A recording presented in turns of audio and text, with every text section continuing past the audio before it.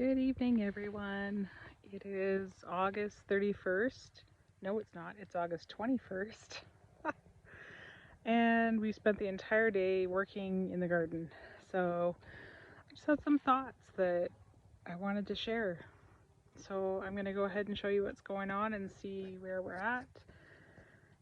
Yeah, that's all. So let's take a look-see. I'm starting at the back of the garden today. My sunflowers are phenomenal and huge. I'm a little over 5 foot. Let's say 5'4". I'm totally not 5'4", but we'll go with that. This sucker up here doesn't even have a flower on it yet. And it's easily 8 feet tall. They've withheld against the wind. We get some really serious wind in here. And they've done phenomenally well, so I'm very happy. The first sunflowers are losing their petals. So, oh, look at that. I picked the last one.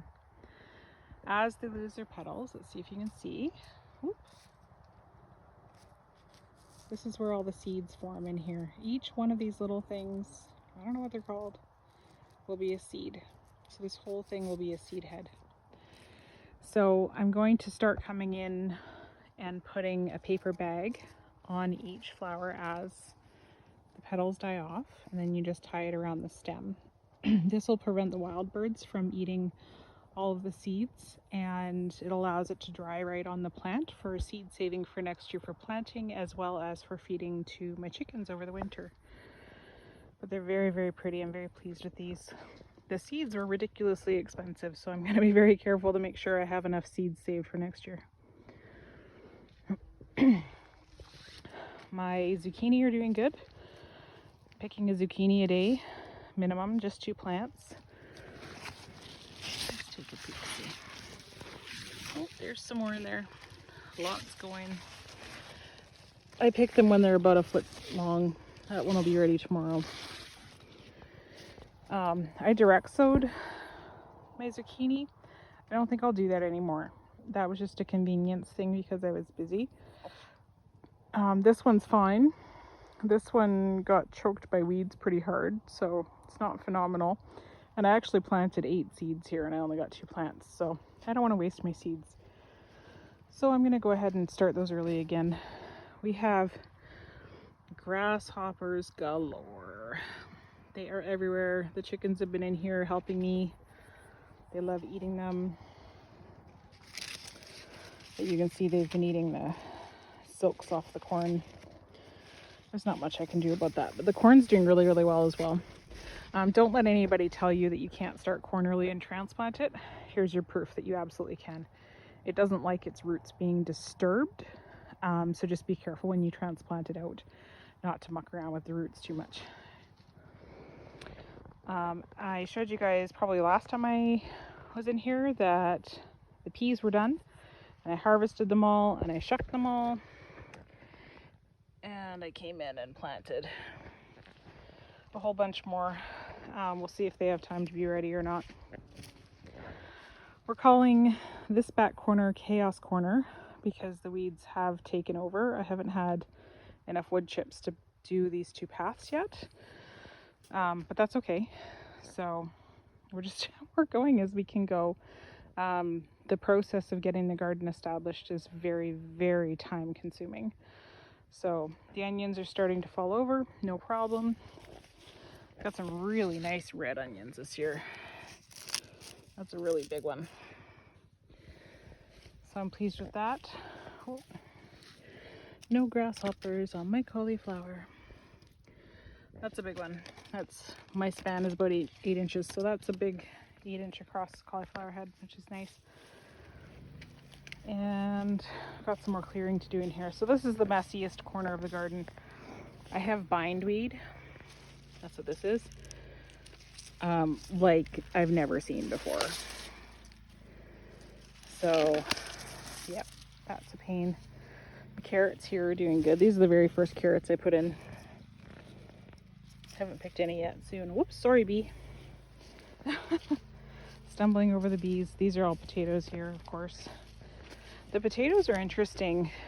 So this row here, I planted, and then they started to fall over, and the whole middle was kind of empty, like they were dying off. And then the weather shifted and they decided that they were going to go for it again. So they've grown, I don't know, they've gone crazy and filled the bed in. So, and they've actually set flower a second time. So I'm in here pulling the flowers off again. This end of the bed is purple potatoes, and then that end is russets. And then I've got butternut squash. The plants are gorgeous. I don't have any problems with powdery mildew or anything like that, but I don't have any flowers yet and no fruit yet, so we shall see. Here's my lavender. I've never kept a lavender plant alive before. I'm pretty pleased with that, actually. I don't know why. So this is where I was working today. So I'm not quite done. Ran out of wood chips, that's okay. We've got a local guy we can buy more from if we can't produce enough. So we've got carrots and onions and cucumbers. This area was really overrun by weeds after I went down, was away for spreading my parents' ashes. So I'm very pleased to see that the carrots are actually coming along nicely now that I've gotten in here and weeded everything really well. So that's good. These pole beans aren't, I don't know, they're not doing great. Kale is awesome. Kale is a cold weather vegetable. If you don't like kale, it's because you're eating spring kale and it's bitter because of the heat. So you need to grow it, plant it, leave it alone if you haven't harvested anything. Let it be until fall, and then harvest it after frost has hit it once.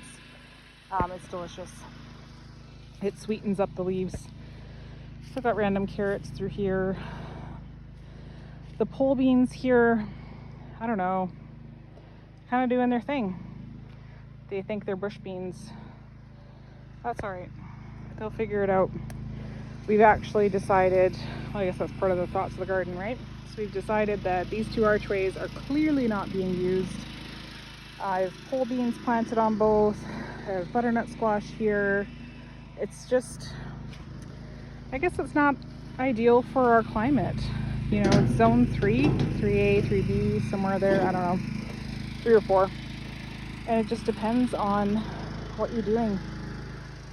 So anyways, we're gonna transplant the grapevines that I have that are quite young, and we're gonna move them over here so that they can climb over the arches. So I'm gonna leave the arches here. I like them in the middle, and we're gonna put the grapevines one on each. I have lots of these. These are just chives. Sorry about the noise. Daughter's raking up. We mowed, so it's her turn to rake the lawn.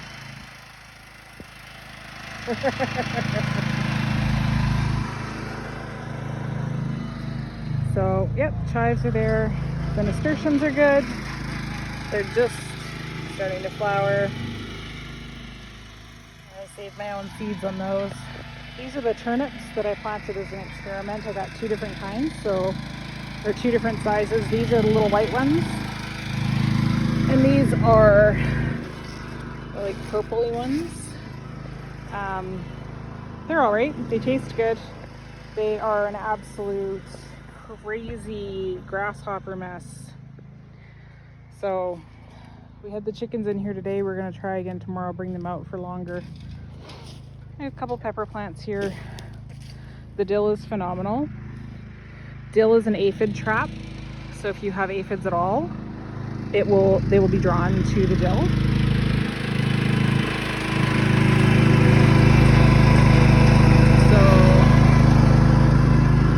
End up with all these little ladybugs.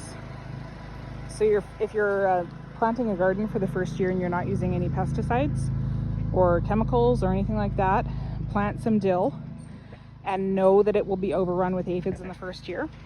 I didn't get any dill harvested last year. It's fine. It drew in the ladybug population and had them sort of set up shop. And so this year I've already had one very good harvest of dill off of these plants. I cut them right down and harvested what I needed. And now there's no aphids at all. These were absolutely coated last year. It was terrible. But you just leave them and then you don't have to worry about it again.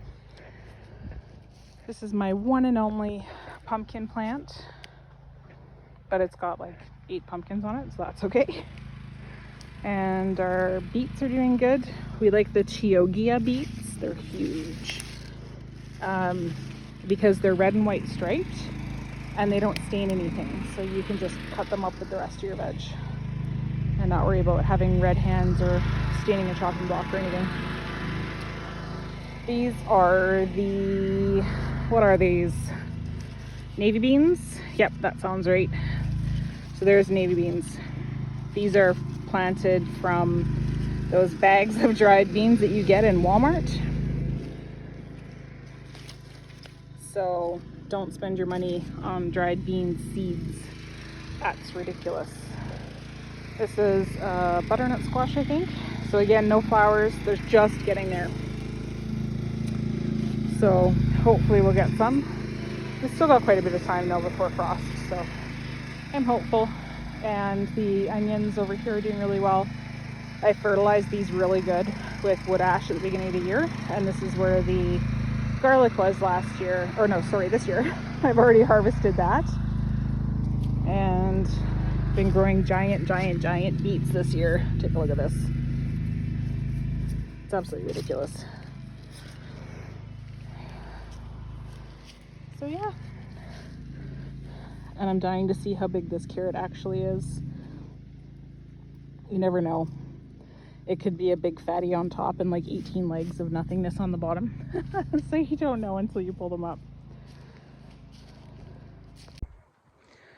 So that's kind of where we're at right now with everything. We've sort of, we've taken on a little bit of a different approach. Last year, because this is a big garden, it's 3,000 square feet, and last year I was trying to keep the whole thing under control. So, you know, I'd go through a section and pull the biggest weeds, the biggest offenders, and move on to the next section, and just kind of tried to do the whole thing, and it wasn't working. So this year, because I was away, a lot of it got away from me, if you recall, and that's okay. So we've come in, and as we're working, this row that I'm in is a good example. This was totally overrun. But I came in one day, did the entire row, didn't do anything else. Did the entire row really thoroughly, got the landscape fabric down, because I've run out of cardboard. We kept every cardboard box from our move. We've run out of cardboard. That's okay. And put a thick layer of wood chips on top. Works great. And yeah, so just doing one row at a time and really focusing on it and making sure that entire row is completely finished. And then going on to the next row the next day has actually worked really well. So I've been gardening for 20 years, a little over 20 years, growing food for over 20 years. And I grew up on a homestead, and so you would think I would, you know, have stuff figured out by now, but I don't. And so I think it's just important to remember that everyone's learning. Everyone's climate is a little bit different. Your microclimate specific to your specific location is a little bit different than, you know, your neighbors 2 miles down the road. They get, you know, literally 2 miles from here, they get frost 2 weeks before we do in the fall, and 2 weeks, and we thaw 2 weeks earlier in the spring. So it's just different, slightly different elevation, and you know, so you just have to go with your gut and play with things and do your best, take some notes, learn as you go. And I think the most important thing that I'm learning this year is to take the time to appreciate the accomplishments, you know, appreciate the beauty I've made a habit every day for the last 10 days, I think, of bringing my morning coffee out to the garden. I don't do anything. That's the rule. Because you always see things, right? You're always like, oh, there's a weed. Oh, there's a zucchini ready. Don't leave those too long. But, oh, I could do this, I could do that. Don't. Come out, learn to enjoy it. Learn to appreciate the beauty and the flaws and everything that comes with growing your own food. It's so rewarding if you let it be, but it can be a very negative experience if you let it be. It can be very overwhelming, and I think we have a storm rolling in. I didn't think we would tonight, but take a look at this. Yeah, rain? Not that way. Yeah, almost certainly. So we just got the mowing done in the nick of time. It was a three-man job. My daughter's doing the raking. I was on the big Ferris mower, and my husband was on his little John Deere mower. So, well, if we've got rain coming, then I need to stop babbling, pick up my tools, put my stuff away, and I hope you have a really great night. We'll see you soon.